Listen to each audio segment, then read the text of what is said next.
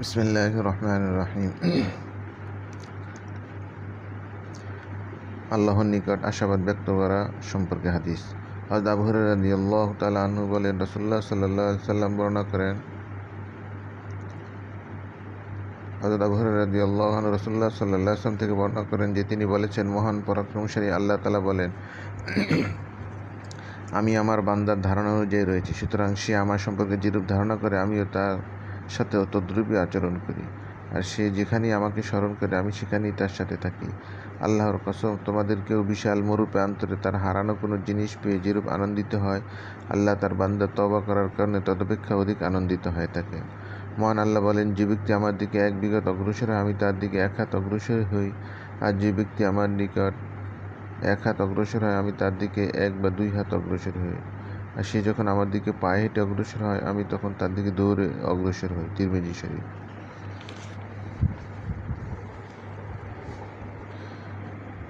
হযরত আনাস রাদিয়াল্লাহু থেকে বর্ণিত, তিনি বলেন, আমি রাসূলুল্লাহ সাল্লাল্লাহু আলাইহি ওয়াসাল্লামকে বলতে শুনেছি, মহান আল্লাহ বলেন, হে আদম সন্তান, তুমি যতদিন পর্যন্ত আমার কাছে দোয়া করতে থাকবে এবং আমার কাছে ক্ষমার আশা পোষণ করতে থাকবে আমি ততদিন তোমার গুনাহ ক্ষমা করতে থাকব। তুমি যা কিছু করে থাকো না কেন, এ ব্যাপারে আমি কোনো পরোয়া করি না। হে আদম সন্তান, তোমার গুনাহ যদি আকাশ চুম্বে অর্থাৎ আকাশ পর্যন্ত পৌঁছে যায়, এরপর তুমি আমার নিকট ক্ষমার আবেদন করো, তাহলে আমি তোমাকে ক্ষমা করে দেব।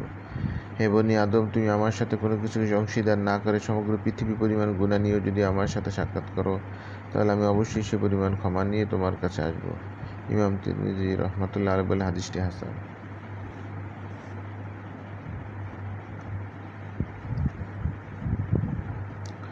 হযরত আবু হুরায়রা রাদিয়াল্লাহু আনহু থেকে রাসূলুল্লাহ সাল্লাল্লাহু আলাইহি ওয়াসাল্লাম ইরশাদ করেন, মুমিনগণ যদি মহান আল্লাহর আযাব সম্পর্কে পুরোপুরিভাবে অবগত হতো তাহলে কেউ তার জান্নাতের আশা করত না, আর কাফেররা যদি মহান আল্লাহর রহমত সম্পর্কে পুরোপুরিভাবে অবগত হতো তাহলে কেউ তার জান্নাত থেকে নিরাশ হতো না।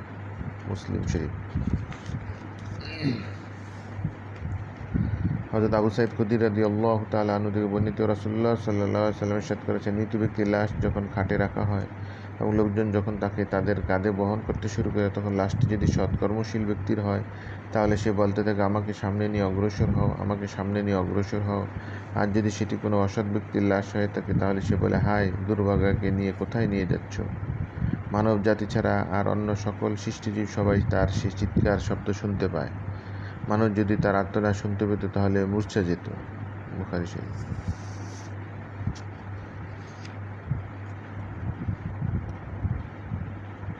হযরত ইবনে মাসউদ রাদিয়াল্লাহু আনহু থেকে বর্ণিত, তিনি বললেন, রাসূলুল্লাহ সাল্লাল্লাহু আলাইহি ওয়াসাল্লাম ইরশাদ করেছেন, জান্নাত তোমাদের প্রত্যেকের নিকটই তার জুতার ফিতা